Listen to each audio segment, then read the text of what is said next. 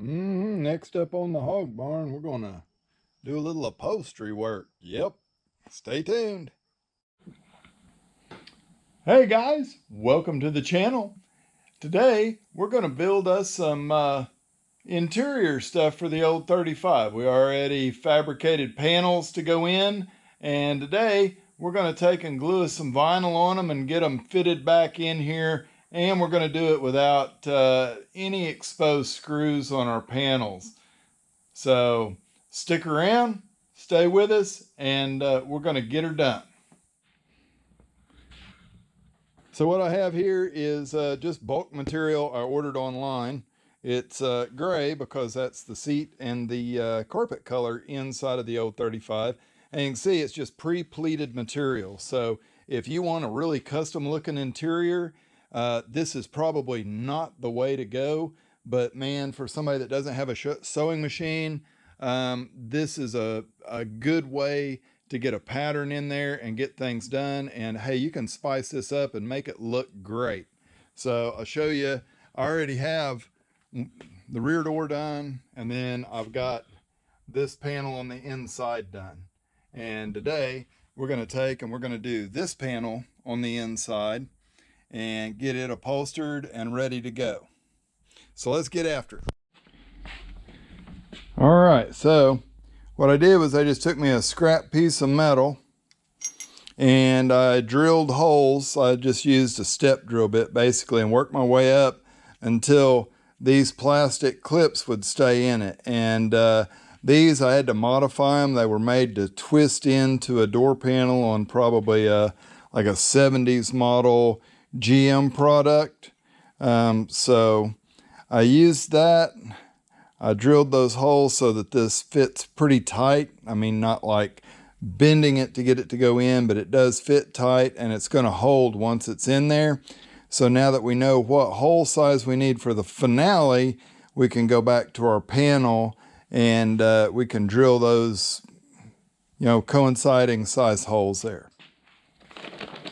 So here is the package of the clips, and it tells you you need a 17/64 or 7mm hole size, and it has a 17mm head diameter. So pretty good size. It says they're for door trim panels. I just ordered these online, guys. You're going to have to go out and find your own. But I did buy 100 so that I would have enough to do the front, the back, and all of the panels on this vehicle. I've seen a lot of people, they'll use like metal ones. It's whatever, it works for you. But now the thing that we got to do is we got to take our panel, and I have 1/8 inch holes drilled. So I put this inside of the car, I drilled 1/8 inch holes around on my panel, and I screwed it in to make sure that it wasn't all wonky when it was inside of there, because this stuff it's pretty flimsy, but I mean, it's just for holding interior in, right? And then I've got a spot here that I jacked it all up, fitting other things. I've marked and got to do a little bit of grinding on this to clean it up and get it where it fits good. But I've got all that marked already. You do that on your own car. Make sure you're happy with the way the panel fits before you put the upholstery on it, because once you do that, you're not going to be able to go back and grind and cut and trim very easily on your panels. So I'm going to get the grinder out. I got to clean up the back edge. I got to clean up this mess here. And then I've got to drill these holes out so that these will fit in. So let's get that done.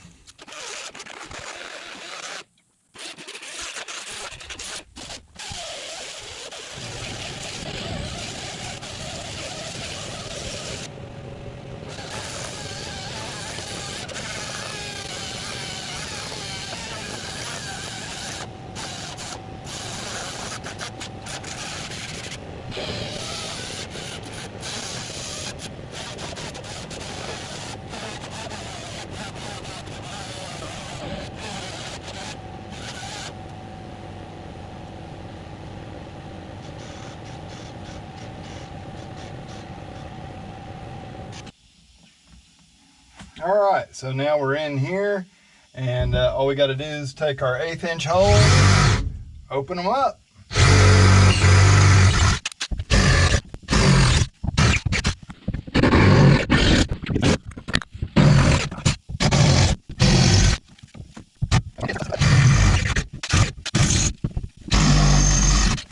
All right, so you can see not a whole lot of clips, enough to hold it in there good. And then our inside window molding, when it goes in here, that's also going to help hold everything in. And then I'm thinking I'm going to put a couple tie downs with screws in them in the bottom of the back, just to be able to maybe tie stuff down. I'm not sure. Just give us some options. Options are good, right? And now I'm going to get the vacuum out and clean this up. You guys don't need to see all that. And we'll get started gluing material on and putting these clips into this panel out here. All right, so our adhesive we're going to use is just something that I bought online. I did buy high strength and high temperature, and something that says it's good for headliners, because if it'll hold a headliner up in a car, it'll do about whatever you need. So it comes out, and I've already used it, so the nozzle's kind of clogged up. I always thought it was cool the way that stuff goes on. And I just like try to soak, and especially these edges, get everything good with adhesive. And then we'll spray the back side of our upholstery too. Something that I learned when I was going through upholstery class was like the glue only sticks to glue. So if you want it to stay, you got to put glue on both surfaces for it to adhere good. And you know, you can buy this stuff that goes in a paint gun, and you just buy you a cheap Harbor Freight cup gun and put it in there and pretty much spray and do whatever you need to do. It'll stay good for a while. And then when it goes bad, you just throw it all away. Don't try to clean it. Don't try to save it. Yeah. All right. So back side of this is just like quilted stuff. It does have, I think it was 3/8 thick foam on it. It was the thinnest foam that they offered on the website. I was hoping this glue would show up better so you guys could see it going on here, but it's not going to. Tips and tricks, you might think like when you're putting this on, you want to get it over there and stick it down immediately, but it's best if you give this old glue about 5 minutes to lose some of the solvent out of it. Then it becomes like high tack. It'll stick stuff down and really stay good. If you walk over and you stick it immediately, it'll come loose on you.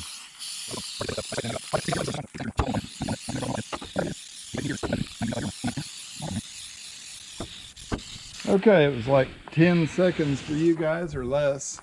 It's been about good solid 5 minutes here. And I'm gonna throw this dude on there. It's hard to get everything straight when you first go. I just toss it on, then we'll figure it out. I could have done a better job and got it like, oh yeah, that's terrible. That's awful. Extra set of hands might be kind of cool to have around, I'm not sure. Just want to make sure we got it. We got plenty of it and everything's covered.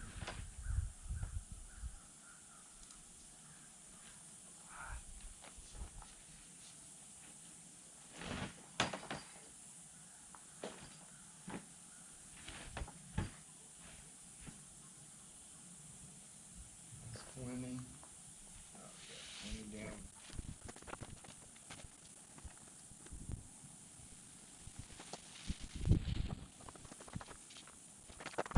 To get things straight, you only really notice if you're like get your diamonds really way off. As you can see, I'm like at the back edge of that one there, and I'm at the back edge down here, and that's pretty much exactly the same all the way. So it's gonna look symmetrical back there. Up here, same kind of deal. I just try to get it close, because boy, it's tough. This stuff is super sticky, and I'm just working by myself, which is the way I usually do things. So I just get used to making it happen. So now it sat for just a couple of minutes. It is thoroughly stuck down. Hard to do with one hand. I'm gonna flip that over like that, so you can see the white shiny part of this masonite is gonna face the inside. That's what I wanted. That way it helps keep this from getting water soaked. You can see our little pins are all stuck through there, or panel clips. Now the next thing I'm going to do is I'm going to trim, and then we're going to glue and we're going to fold around the edges of it. The back of it, I mean, I'm just going to stick up here, and whatever hits. This I'll have to cut out around the window. Here I'm going to cut it close, and then I'll come back and I'll show you. I'm going to cut the foam off of it so this part of the panel sits tighter to the body.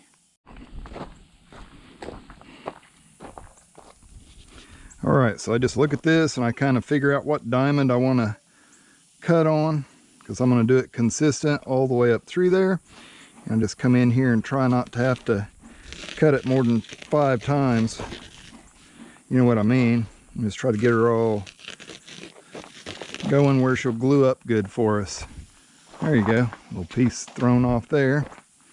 And then I cut around this wheel well. That was a toughie to get enough of it cut that it all fit up good, but still have enough to glue.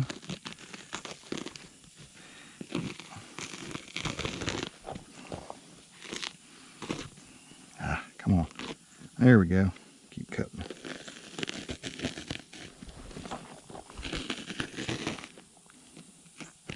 So this stuff's kind of fun to do. This is 0 sewing involved because we bought it already pre-sewed. You might have to do some sewing on some if you're making other things happen. Okay, so to take the foam off, we have to do a cardinal no-no. We got to cut the thread. So we're going to go in here, and I mean, you got to be careful you don't cut too deep, because that vinyl that's under there, it's super easy to just whack right through it, and then you've ruined everything. And you got to start all over. Little nylon thread in there, almost like fishing line. And I just keep on trimming, cutting, and I go back and trim and cut. Yep, same process over and over again.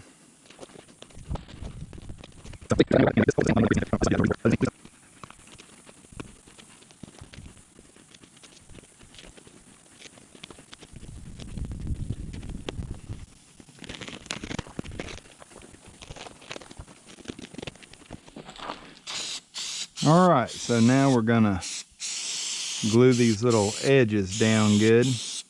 So I just coat them up, wet them down all the way around. Give yourself a little margin there so you got more glue than you're gonna need. This one right here is the one I struggled with last night because it's on a curve there. Makes it hard to get it to stay. And this one here, it was pretty easy. All them straight ones are not too bad to do. So we'll take them, we'll get that thing shot on there good. I say we just give it a few minutes to cure up a little bit, and then we'll start folding it around. All right, so we just pull that around and kind of stretch it, stick it, and you know, if it doesn't start slipping back off, it's dry enough. If it starts slipping, then stop and go back and let it dry a minute more. So there we go. See, I messed up there because I'm holding this camera, and I want this edge to be like sucked up tight, and it's hard to suck that up tight and hold the camera.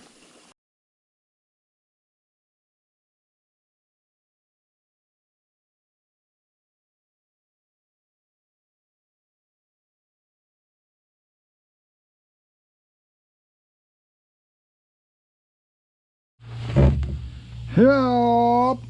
Oh man, the front of it. Dang it. Back's too tall, the front don't like to go. We gotta work this around here. Worky, worky, worky, worky. I told you this didn't fit good up here. They don't like me. Yeah, not ready like fastened a bunch of stuff in, and I'm wondering if this panel shouldn't have been one of them first things that got fastened in. There we go. Come on. Come on.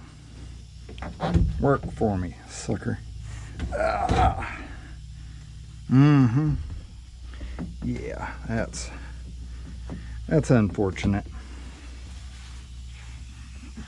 It's this little board right here.